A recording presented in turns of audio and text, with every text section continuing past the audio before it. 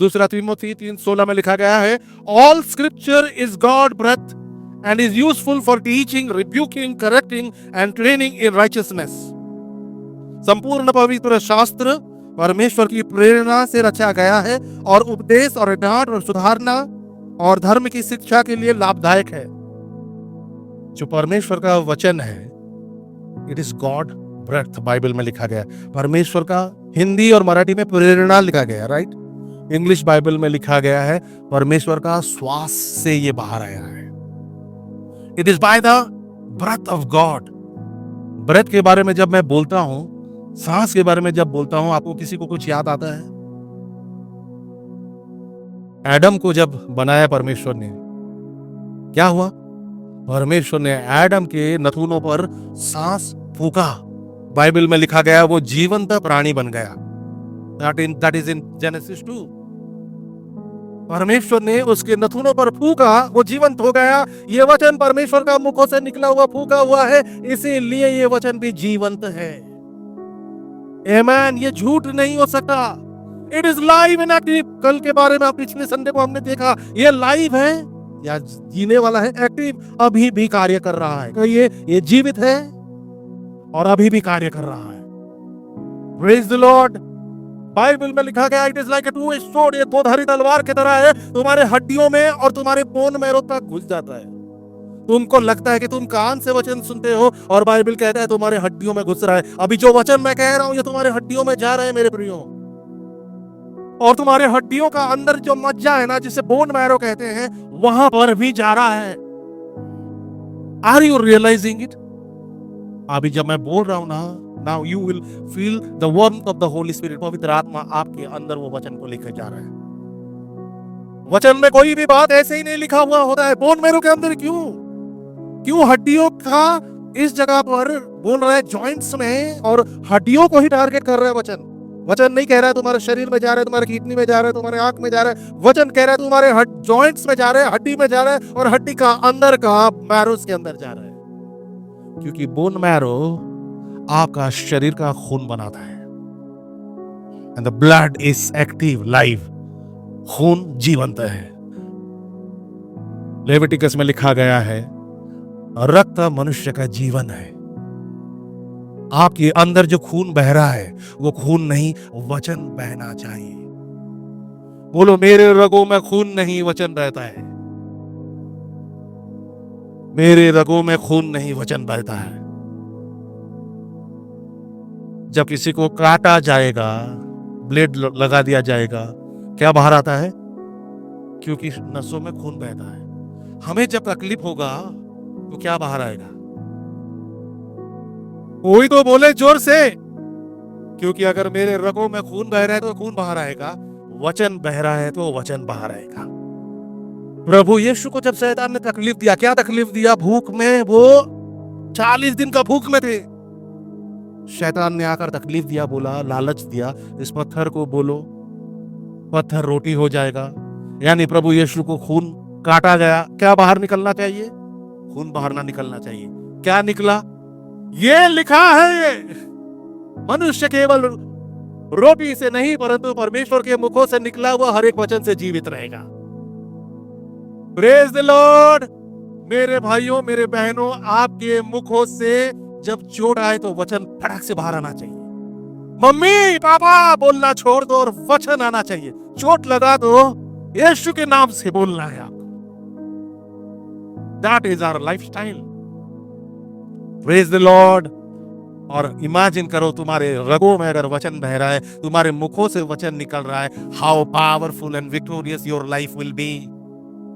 No weapon form against you shall prosper. कोई भी हथियार जो तुम्हारे खिलाफ बना है वो कभी प्रॉस्पर होगा नहीं, क्योंकि तुम्हारे मुखों से परमेश्वर का वचन निकल रहा है। आमेन। वचन में लिखा है, it is useful for what? वचन किस लिए यूजफुल है? तुम्हारे लिए 3 BHK बनेगा, इसके लिए यूजफुल है। तुम्हारा बहुत बड़ा गाड़ी हो जाएगा, इसके लिए वचन यूजफुल है। ऐसा लिखा है यहां पर। वचन कह रहा है तुम तैयार हो जाओगे तो बाकी सारा चीज अपने आप आ जाएगा। वचन यूजफुल है तुम्हें तैयार करने के लिए। यहाँ दूसरा तीमुथियुस 3:16 में लिखा गया है, ये वचन क्यों यूजफुल है? क्योंकि ये तुम्हें सिखाने का काम करता है। परमेश्वर का इच्छा क्या है, परमेश्वर के नजर में क्या सही क्या गलत है, ये तुम्हें सिखाता है। यहां तक तो ठीक है। आगे क्या है? रिब्यूकिंग। रिब्यूकिंग मतलब जानते हैं? डांटना। परमेश्वर का वचन डांटता भी है। मला नको, मैं किसी का सह नहीं सकता बाबा। यहाँ बाइबल में क्या लिखा है? ये मेरा बाइबल में लिखा है या आपका बाइबल में लिखा है? हम सबके बाइबल में लिखा है। ये इस्तेमाल में लाना चाहिए कि इसलिए डांटने के लिए। अगर कहीं मैं गलत हूं, वो मुझे डांटेगा। अब ये बात अलग है कि मुझे गणेश से बदला लेना है और मैंने प्लान करके आया, आज इसको डांटूंगा वचन में लेकर। That's not what it is. तुम वचन को गलत इस्तेमाल करो ऐसा नहीं कह रहा है। बाइबल कह रहा है तुम्हें डांटा, यानी तुम्हें कड़ाई से निर्देश देता है कि ये मत करो। Praise the Lord. सुधारना। मैं सारा दुनिया को सुधारूंगा, मुझे कौन सुधारेगा? आमेन। मुझे सुधारने वाला केवल वचन है। बाइबल में लिखा गया, मनुष्य के दृष्टि में उसका हर एक मार्ग सही है। दुनिया में कौन ऐसा है जिसको लगता है कि मैं एक गलत आदमी हूं? आपको पता है ज्योतिष लोगों का बिजनेस क्यों चलता है? मैं पिछले बार आपको बताया था, कितने लोगों को याद है? अभी मैं आपके बारे में बता सकता हूं। करूं थोड़ा ज्योतिषवाणी? हाँ, प्रेम करो तुम्हारे बारे में, एक्यूरेट रहेगा, तुमको लगेगा सही बोल रहे पास्टर। करूं जरा? कितना अच्छा लड़का है, दिल का कितना अच्छा है। खाली एक ही प्रॉब्लम है, तुमको सब लोग तकलीफ देते हैं, तुम जल्दी दूसरे पे भरोसा कर लेते हो। अरे ये तो मेरे बारे में बोल रहे हैं पास्टर। वो क्रूस पे लटका हुआ चोर को भी ये बोलोगे, चोर भी बोलेगा मैं दुनिया का सबसे अच्छा आदमी। आई हुई तुम्हें, आपको समझ में आ रहा है मैं क्या कह रहा हूं? किसी को करेक्ट करने मत जाओ, हम गलती करते हैं। There is a beautiful book. मैं जब शायद 23 साल का रहा हूँ तब पढ़ा था। मेरे प्रोफेसर ने कहा ये किताब पढ़ना। एक अच्छा राइटर हुए डेल कार्नेगी करके, अमेरिकन राइटर, और उन्होंने एक किताब लिखा था how to influence people and win friends, यानी लोगों के साथ दोस्ती कैसे बनाएं। तो वहां क्या लिखा है? दुनिया में सबसे बड़ा गलती मनुष्य क्या करता है पता है? आप अपने घर के लोगों को, अपने दोस्तों को, अपने रिलेटिव को सुधार नहीं जाते। आप सुधार कैसे सकेंगे जब उनको लगता है कि आप गलत हैं, या किसी का गलती आप देख रहे हो तो बताने मत जाओ, वो मानने वाला नहीं है। और तुम्हारा ऑफिस में बॉस को तो बिल्कुल भी नहीं, बॉस इज ऑलवेज राइट। किसी को सुधारने मत जाओ। अगर किसी का जीवन में कोई सुधारना आना है तो प्रभु के वचन के द्वारा आएगा। घर में कुछ झगड़े हो रहे हैं, मत बोलो कि पास्टर ने ऐसा बोला था, वचन में ऐसा मत बोला था। तुम उसको लेकर आओ, चर्च में बैठने दो, जो वचन जाएगा वो वचन उनसे बात करेगा। तुम सुधारते मत बैठो, तुम्हारा जीवन नर्क हो जाएगा।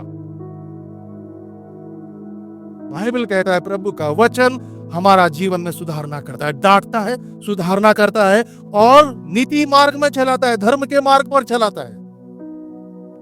हमारा जीवन में अगर कोई परिवर्तन होना है, it has to be through the word of God, nothing else. अच्छा मूवी देख के आप नहीं बदल सकते, अच्छी किताब पढ़कर आप नहीं बदल सकते, अच्छी बातें सुनकर नहीं बदल सकते, अच्छे संगत में रहकर आप नहीं बदल सकते, बिकॉज इन सारे चीजों के ऊपर शैतान का अधिकार है, वो आपसे चुरा लेगा। लेकिन जैसा वचन आपके अंदर आएगा, ऐसा आपका आत्मा दृढ़ता से कार्य करेगा, पवित्र आत्मा आपके अंदर कार्य करेगा, शैतान उसको हिला नहीं सकेगा। Praise the Lord.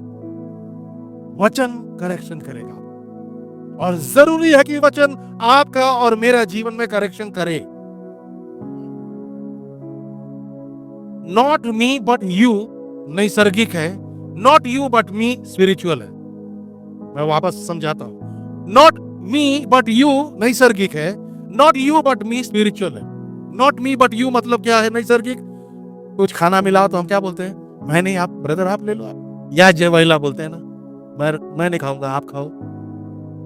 ये जगत के लिए ठीक है, लेकिन जब स्पिरिचुअल रेल्म में बात आता है, पहले अपना नाक पर वो लगा दो, फिर दूसरे को मदद करो। कितने लोगों ने हवाई जहाज पे गए हैं?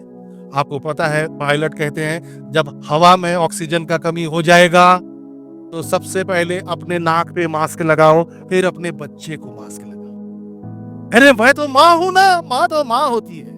पहले बच्चे के नाक में मैं मास्क लगाऊंगी और मैं खुद बेहोश हो जाऊंगी, फिर बच्चे को कौन देखेगा? पायलट कहता है ऐसा गलती नहीं करना, पहले खुद के नाक पे मास्क लगाना ताकि तुम होश में रहो तो बच्चे को तुम संभाल सकते हो। स्पिरिचुअल जीवन भी ऐसा है, दूसरों को सुधारने मत जाओ, सबसे पहले खुद सुधर जाओ। तुम सुधर जाओगे तो वो भी सुधर जाएगा। बोलो, मैं सुधरने से दुनिया सुधर जाएगा। मैं सुधरने से दुनिया सुधर जाएगा। ये जो चश्मा पहना है ना, ये चश्मा में कलर नहीं होना चाहिए। ये आर पार दिखने वाला रहेगा तो मुझे जैसा दुनिया वैसे दिखेगा। इसमें काला पहनूंगा तो काला दिखेगा, नीला पहनूंगा तो नीला दिखेगा। पहला काम है चश्मा से कलर हटाओ। कितने लोगों को समझ में आ रहा है? बोलो, आज से मैं खुद का सुधारना के लिए वचन पढ़ूंगा। कितना क्या ब्रदर, 4 घंटा बाइबल पढ़ा, क्यों? प्रचार करना है ना। पास्टर लोगों का सबसे बड़ा तकलीफ क्या है? हमें शैतान क्या करता है? मेरे लिए सबसे बड़ा चैलेंज क्या है? मेरे लिए सबसे बड़ा चैलेंज है जब मैं बाइबल खोलता हूं, पढ़ते पढ़ते अचानक से मुझे लग जाना आज मैं चर्च में बोलूंगा, और मैं रोज अपने आप को वहां ब्रेक लगाना पड़ता है। नहीं नहीं नहीं, ये मैं चर्च में प्रीच करने के लिए नहीं पढ़ रहा हूं, ये मैं मेरा अंदर काम होने के लिए पढ़ रहा हूं। That is important. Hallelujah. Husband लोग प्रोवर्ब्स 31 पढ़ते हैं, नीति सूत्र 31, वहां पर लिखा गया है एक आदर्श पत्नी कैसी होनी चाहिए। हाँ, हस्बैंड लोग बहुत पढ़ते हैं उसको। ये बर का खाना खाते तू वाचले का उपदेश क्या, प्रोवर्ब्स 31 मराठी में क्या कहते हैं उसे? नीति सूत्र वाचले का? आज फारच खूप छान लिहिलेला आहे। उसका इच्छा है कि वो सुधरे। You are getting my point? मैं क्या कह रहा हूं? उसको पढ़ने दो, तुम पढ़ के मत बताओ। Correction comes from us. पहला खुद का जीवन में करेक्शन होना चाहिए। जेम्स, याकूब, उसका पहला अध्याय और 23 और 25 के बीच में लिखा है। यह सुंदर सा एग्जाम्पल मैं देता हूं आपको। Anyone who listens to the word but does not do what it says is like someone who looks at his face in a mirror and after looking at himself goes away and immediately forgets what he looks like. But whoever looks intently into the perfect law that gives freedom and continues in it, not forgetting what they have heard, but doing it, they will be blessed in what they do. 3 तरह के लोग होते हैं मेरे प्रियो। Can I go there? कोई तो भी किताब दो मुझे। Can you get me that book? This will not go till that place. हाँ। ये समझो एक आरसा है। क्या है? आरसा, आईना है। ये आईना है, आरसा बोलते हैं ना, आरसा या आरसा। आरसा। 3 किस्म के लोग होते हैं। पहला, आरसा देखकर ऐसा ऐसा करके फिर उसके बाद उसको रख देते हैं, ठीक है। नेक्स्ट वाले जो है अरसा देखेंगे, जाओ देखाए करू शकत नहीं। और तीसरे वाले एक होते हैं, वो बहुत देर सहना होते हैं। आरसा देखेंगे, दाग लगाया लग रहा है मुझे,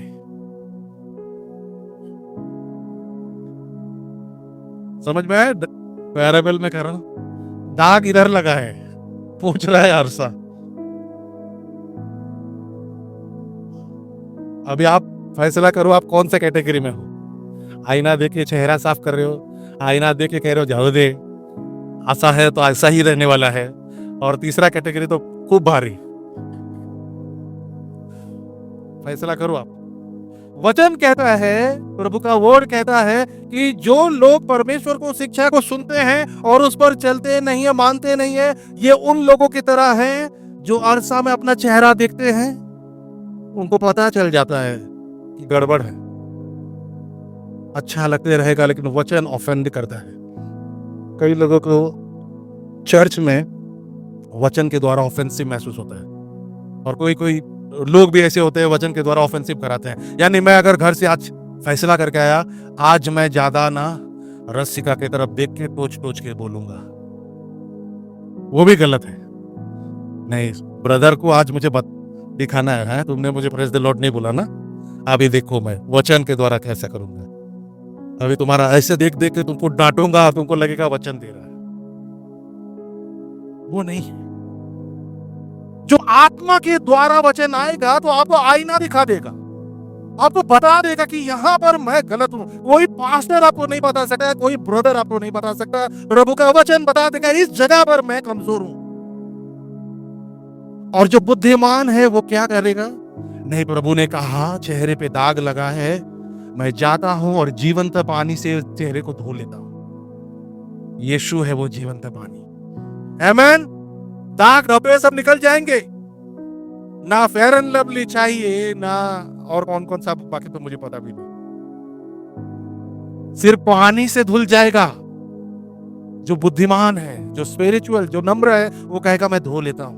लेकिन बाइबल कहता है जो सुन के देख लेगा, कि जान लेगा कि मेरे चेहरे पर दाग है, वो सुन के ग्रहण तो करेगा कि ठीक है दाग है, उसके बाद वो चला जाएगा। वो उनको दर्शाता है जो चर्च में सुनेंगे वचन, मालूम चलेगा कि इस एरिया में गड़बड़ है। मैं शायद बहुत गुस्सा करता हूं, लेकिन जैसा चर्च का दरवाजा बाहर निकल गए वो भूल जाते हैं, वचन को पूरी तरह से भूल जाते हैं। और बाइबल कहती है उन लोगों के समान है जो हर समय देखते हैं, उनको पता चलता है कि गड़बड़ है, लेकिन फिर भूल जाते हैं। Praise the Lord. हमें भूलना नहीं है, क्योंकि अगर हम ना भूलें, वचन कहता है whoever looks intently into the perfect law that gives freedom, यानी अगर हम ना भूलें और उसको ध्यान से देखें कि वचन मेरे में क्या करेक्शन चाहता है। इंटेंटली, इंटेंट मतलब तुम्हारा इच्छा सुधरने में है, इंटेंशन से इंटेंट आया है। तुम्हारा इच्छा ये नहीं है ये वचन बोलेगा तो मैं करूंगा, नहीं बोलेगा तो नहीं करूंगा। तुम्हारा इच्छा ये है कि तुम चाहते हो कि मैं सुधरूं, मेरे अंदर से विजय बाहर आना चाहिए, मैं बोलूं तो लोगों को लगना चाहिए यीशु बोल रहे हैं, और मैं जब लोगों के ऊपर हाथ रखूं तो लोगों को लगना चाहिए यीशु हाथ रख रहे हैं। If that is your intention, तो आप क्या करेंगे? आप वचन को ध्यान से पढ़ेंगे कि मेरे अंदर क्या बदलाव के बारे में वचन कह रहा है। और बाइबल में लिखा गया अगर आप ये करते हैं, सबसे पहले ये आपको मौलिकता देगा। That's what the Bible says. It will release freedom unto you. तुम्हारे अंदर जो बंधन है, तुम सोच नहीं पाते हो, cluttered thinking. There is a thinking called cluttered. आप साफ साफ नहीं सोच पाते, ये भी दिमाग में आ रहा है, वो भी दिमाग में आ रहा है, 100 आइडियाज आ रहे हैं, 100 अंदर में भूचाल मचा हुआ है।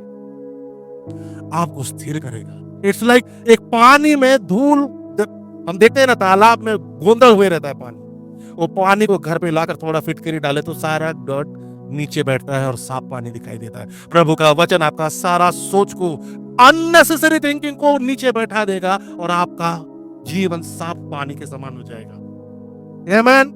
फ्रीडम, आपको छुटकारा महसूस होगा।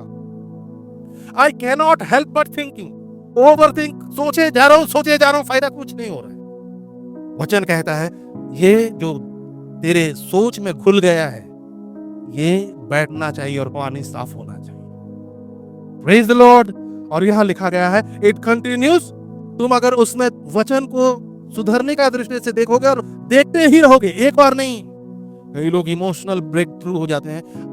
आज अगर किसी का घर में कोई मेडिकल इमरजेंसी हो गया, 50 लाख रुपए का जरूरत है, 50,000 रुपए का जरूरत है, उस दिन हम टूट जाते हैं, कहां से आएगा, इमोशनल हो जाते हैं। और प्रभु कुछ रिलीज कर, उस दिन प्रभु ने रिलीज कर दिया, उस दिन हमारा आत्मा बहुत ऊंचा जगह पर रहता है, हम बड़े बड़े गवाही देते हैं। लेकिन 2 हफ्ते के बाद जैसे कि वैसा, कुछ कारण के लिए परमेश्वर ने कुत्ते का पूंछ को टेढ़ा बनाया है, आपको और मुझे बताने के लिए कि हमारा जीवन कुत्ते का पूंछ जैसा नहीं होना चाहिए।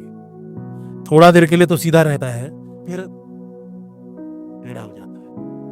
वचन कहता है तुम लगातार बोलो, लगातार बार बार लगातार। सचिन तेंदुलकर को पूछा गया तुम इतने बड़े खिलाड़ी कैसे बने, तुम इतना अच्छा कैसे खेलते हो? बाकी लोग जब खेलते थे, मजा करते थे, खाते थे, पीते थे, मैं खाली लगातार प्रैक्टिस करता था, लगातार। बारिश में भी, क्योंकि जो उसका पापा ने बताया था, वो छत कर दिया था कुछ तो भी, बिना रुके लगातार। अगर आप लगातार वचन का इस्तेमाल करोगे, हो नहीं सकता कि आप ऊंचे स्थान पर ना जाओ। आमीन। और यहां पर लिखा गया है, अगर तुम ये लगातार करते जाओ और ना भूलो कि परमेश्वर ने तुम्हें क्या करने के लिए कहा है, तो then they will be blessed in what they do. वो जो भी करेंगे उसमें आशीर्वादित हो जाएंगे। जो भी करेंगे वो आशीर्वादित हो जाएंगे। I think will continue next week. ये इंपॉर्टेंट वचन है, I don't want to rush. हम जो भी करते हैं उसमें आशीर्वादित होने के लिए बहुत इंपॉर्टेंट जरूरत है। आपको एग्जाम्पल देने के लिए, the Holy Spirit is telling me to tell you. हमारे घर में चाय, इतने लोग का घर में चाय को छानने के लिए होता है, उसे क्या कहते हैं? छलनी कहते हैं ना, छालनी। जब हम दूध का चाय बनाते हैं घर में, अदरक जाएगा, इलायची जाएगा, चाय पत्ती जाएगा, मुझे नहीं मालूम कोई लहसुन डालता होगा, खाना डालता होगा, और क्या डालता होगा मुझे नहीं मालूम। बट जब हम डालते हैं, पहले तो चाय अच्छा से गिरता है, लेकिन जब उसके ऊपर वो जमा हो जाता है तब चाय गिरता नहीं है। तब चम्मच लाके या फिर उसको हटाकर फिर डालना पड़ता है। मैंने आपको कहा था, परमेश्वर ने अपने सिद्धांतों को चारों तरफ दिया है, देखने वाला आंख होना चाहिए। ये चाय को आर पार जाने के लिए बीच में अदरक, चाय पत्ती, इलायची नहीं चाहिए। परमेश्वर का वचन हमारे जीवन में कार्य करने के लिए ये जो छलनी है, ये छलनी खाली होना चाहिए। ये छलनी से ये वचन आर पार जाना चाहिए। Out of you shall flow the rivers of living water, Yeshu ने कहा। तुम्हारे अंदर से, अगर तुम प्रभु का वचन को ग्रहण करोगे, तुम्हारे अंदर से, कहां से? अंदर से, ऊपर से नहीं, तुम्हारे अंदर से, तुम्हारी छातियों में से, तुम्हारे बूसम में से प्रभु का वचन लिविंग वाटर, जीवन का सोत जैसा निकलेगा, यीशु ने कहा। हालेलुया। लेकिन अगर इधर गुस्सा है, अदरक, इधर घमंड है, चाय पत्ती, इधर जलन है, इलायची, वो पार नहीं हो पा रहा है मेरे प्रियो। यस यस, आमेन। ये वचन रिलीज होना चाहिए, और ये वचन जब रिलीज हो जाएगा ना, परमेश्वर ने कहा लेट देयर बी लाइट। परमेश्वर का वचन को रोकने वाला कोई नहीं था, इसलिए तुरंत काम हुआ। आपने बोला लेट देयर बी लाइट, हो नहीं रहा है, क्योंकि वचन जैसा आया था वैसा नहीं निकल रहा है। फ्लो कम हो गया उसका, बीच में घमंड, गुस्सा, डर सब आ गया है। ये वचन वो गंदगी को निकाल रहा है। आपका जीवन में से सही वचन रिलीज हो रहा है। कितने लोगों को समझ में आ रहा है मैं क्या कह रहा हूं? अगर वचन में, मैं अगले बार आपको मेडिटेशन के बारे में लिखूंगा, बताऊंगा। मैं चाहता हूं, ये होमवर्क देते ना टीचर, आज मैं बाइबल टीचर बनाऊं। मेडिटेशन मराठीमध्ये काय म्हणतात ना? मनन। मनन एक ख्रिस्ती जीवन का बहुत इंपॉर्टेंट वर्ड है। जोशुआ 1:8 में लिखा गया, अगर तुम प्रभु के वचन पर मनन करोगे, पढ़ोगे नहीं, मनन करोगे, मनन, मनन, बोलो मनन, तो तुम जो कुछ भी करोगे वो सफल होगा। भजन संहिता 1 उसका 2-3 अध्याय में लिखा गया, अगर तुम प्रभु के वचन पे मनन करोगे, पढ़ोगे नहीं, मनन। It's a beautiful word. उसका हिब्रू वर्ड है हेगा, HAGA, हेगा। हेगा का अर्थ क्या है? वो मनन के बारे में मैं अगले बार आपको बताऊंगा। मैं सस्पेंस छोड़ रहा हूं। बहुत लोगों को मनन का मतलब नहीं पता, इसलिए उनका जीवन में चीजें हो नहीं रही है। मैं बाइबल पढ़ रहा हूं लेकिन हो नहीं रही है, मैं प्रार्थना कर रहा हूं, हो नहीं रही। क्यों नहीं हो रही है? क्योंकि मनन करने के लिए कहा गया, पढ़ने के लिए नहीं कहा गया, खाने के लिए नहीं कहा गया, रवन करने के लिए कहा गया। रवन, गाय रवन करती है, रवन बोलते हैं ना। कई लोग बाइबल पढ़ रहे, कितना पढ़ा ब्रदर? मैं आज पूरा भजन संहिता खत्म कर दिया। फायदा क्या हुआ? नील बटे सन्नाटा, कुछ भी फायदा नहीं। पढ़ने के लिए नहीं बोला गया बाइबल, रवन करने के लिए, मेडिटेट। और ये जो हिब्रू वर्ड है ना, अगला संडे को मैं ये वर्ड हेगा शब्द का अर्थ आपको बताऊंगा। हिब्रू भाषा में इतना सुंदर है वो, अगर आप समझ गए, मैं प्रैक्टिकली बताऊंगा आपको। वो जब आप प्रैक्टिस करेंगे आपका जीवन बदल जाएगा। I am telling you. Are you blessed? आज थोड़ा बाइबल टीचिंग व प्रीचिंग कम हुआ। कभी टीचिंग, कभी प्रीचिंग होना चाहिए, कभी उत्साहित करना चाहिए, कभी थोड़ा वचन का डीप जाकर आपको बताना भी चाहिए। Are you all excited? प्रभु का वचन हमसे बात कर रहा है। Give a mighty hand to the Lord. आइए हम खड़े हो जाएं, प्रभु का आराधना करेंगे।